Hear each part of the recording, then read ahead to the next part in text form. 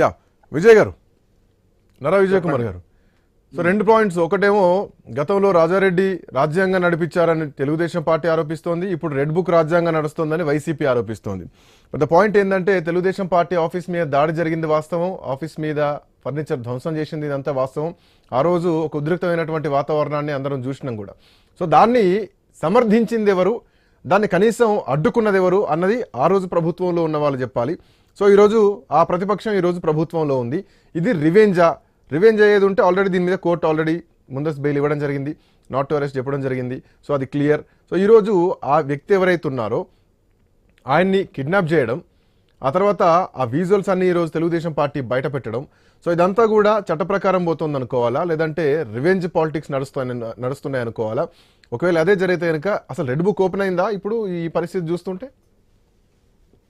ఆంధ్రప్రదేశ్లో జరుగుతుంది ఏంటంటే నిజంగానే ఒక అరాచక కక్ష సాధింపు పరిపాలన కొనసాగుతుంది. ఎందుకంటే దావోసు పోయి పెట్టుబడుల కోసం పోయినటువంటి ప్రభుత్వము లోకేష్ ఆడ రెడ్ బుక్ గురించే మాట్లాడాడు. నేను రెడ్ బుక్ రాసుకున్నా, రెడ్ బుక్ ఇంప్లిమెంటేషన్ అవుతుంది అనే విధంగానే మాట్లాడడం జరిగింది. అక్కడ ఏమైంది, ప్రధానమంత్రి కూడా ఆంధ్రప్రదేశ్ను ఒక అరాచక శక్తికి వదిలేసినట్టు వదిలేసిపోయారు. వాళ్ళు ఏంటంటే పొత్తున్నారు, వదిలేసి ఇష్టం ఉన్నట్టు చేసుకో అని ఆయన విదేశాల్లో దేశాలు తిరుగుతున్నటువంటి సిచ్యువేషన్ ప్రధానమంత్రికి కనిపిస్తుంది. ఈ రకంగా ఆంధ్రప్రదేశ్ మొదలుపెట్టింది అసలు ఇప్పుడే కాదు, గతంలో నుంచి చూడాలి. ఎందుకంటే మీరు ఈ రోజు మాట్లాడాలన్న పాయింట్ వేరు, గతంలో వైసీపీ వ్యవహరించినటువంటి తీరు వేరు. అసలు గతదానికి కొనసాగింపుగా మాట్లాడండి. ఒక గతంగా ఈ అసలు కక్ష సాధింపు చర్య ఆంధ్రప్రదేశ్ కు పరిచయం చేసింది ఎవరు, ఎట్లా అయింది? ఉమ్మడి ఆంధ్రప్రదేశ్ ఉన్నప్పటి నుంచి అటు ఫస్ట్ స్టార్ట్ చేసింది కాంగ్రెస్ తెలుగుదేశం కలిసి జగన్ మీద కక్ష సాధింపు చర్యలు చేయడం జరిగింది. అక్కడి నుంచి మొదలైనటువంటి ఒకవేళ అదే కక్ష సాధింపు ఉంటే గనక తెలుగుదేశం పార్టీ హయాంలో ఉన్న తెలుగుదేశం పార్టీ ప్రభుత్వంలో ఉన్నప్పుడు వివేకానంద రెడ్డి మర్డర్ జరిగినటువంటి టైంలో ఆ రోజు వైసీపీ నాయకుల్ని అరెస్ట్ చేయడానిక, ఇన్వెస్టిగేషన్ చేయడానిక, కక్ష తీర్చుకోవడానిక ఆ రోజు తెలుగుదేశం పార్టీకి ఆ ప్రభుత్వానికి చాలా అవకాశాలు ఉన్నాయి కదా. సో వాళ్ళు అంత రివెంజ్ ఏం పోలేదు కదా. తర్వాత రివెంజ్ స్టార్ట్ అయిందా, అంతకు ముందు నుంచి స్టార్ట్ అయిందా?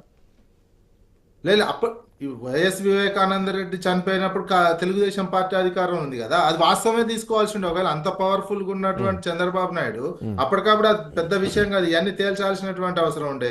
అప్పుడు ఎలక్షన్ ముట్టుకుంటే ఏమవుతుందో అన్న భయం కొద్దీ మరి ఏం చేసారో అది చేయలే, ముట్టుకుంటే ఏమవుతుందో అనే భయం అప్పుడు జ్వరబడినటువంటి కనిపించింది. ఇట్లా రాజకీయాలు ఉమ్మడి ఆంధ్రప్రదేశ్ నుంచి జరుగుతున్నటువంటి పరిణామాలను చూసుకోవాలి. ఇక తెలుగుదేశం పార్టీ మీద దాడి అనేది ఏంది? ఓ ముఖ్యమంత్రిగా ఉన్నటువంటి వ్యక్తి ముఖ్యమంత్రిని ఏమని ఉన్నారండి? బోస్డీకే అంటే ఏంది? ఎవరైనా ఊరుకుంటారా? ముఖ్యమంత్రిని బోస్డీకే అంటే ఎవరైనా ఊరుకుంటారా?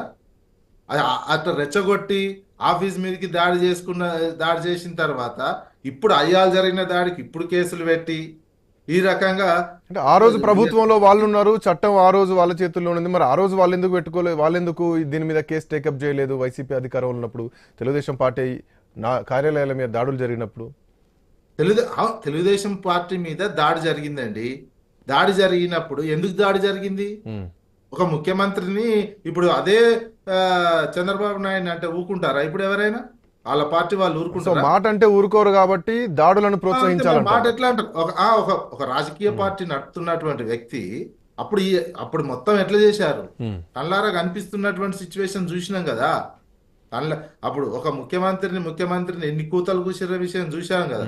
ముఖ్యమంత్రిని అవన్నీ చూసినటువంటి వాళ్ళు ఇష్టం అసలు బూతులు మొదలు పెట్టిందే తెలుగుదేశం పార్టీ అండి. సరే, వాళ్ళు మొదలు పెట్టారేమో, కానీ ఆ తర్వాత వచ్చినటువంటి వైసీపీ నిండు అసెంబ్లీలో మహిళల్ని కించపరచొద్దు కదా, నాయకుల్ని కించపరచొద్దు కదా, పవన్ కళ్యాణ్ లాంటి వ్యక్తిని హేళనపరచొద్దు కదా, వ్యక్తిగత విషయాలు పెళ్లిళ్లను కూడా వాళ్ళు హేళనపరచారు కదా. ముఖ్యమంత్రిని బోస్డీకి అన్న తర్వాత ఇక ఊరుకుంటారండి.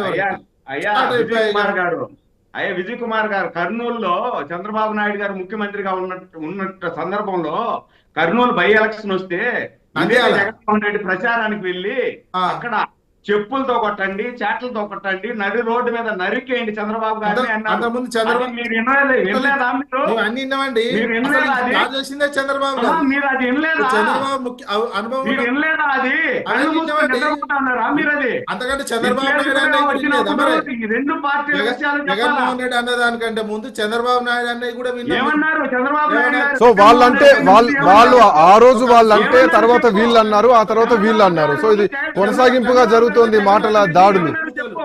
ఇవన్నీ చంద్రబాబు ఏమన్నారు నాయుడే చెప్పు. నేర్పిండు రాజకీయాల్లోకి. ఏమన్నారు ఉమ్మడి చెప్పు. ఆంధ్రప్రదేశ్ నుంచి రెండు రాష్ట్రాలకు ఏమన్నారు? రాజకీయం నేర్పిందే చంద్రబాబు నాయుడు. ఒక్క నిమిషం, ఈ అంటే భూత రాజకీయం విజయ్ నేర్పిందే గారు చంద్రబాబు నాయుడు.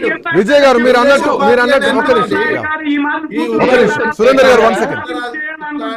సురేందర్ గారు ఒక్క నిమిషం.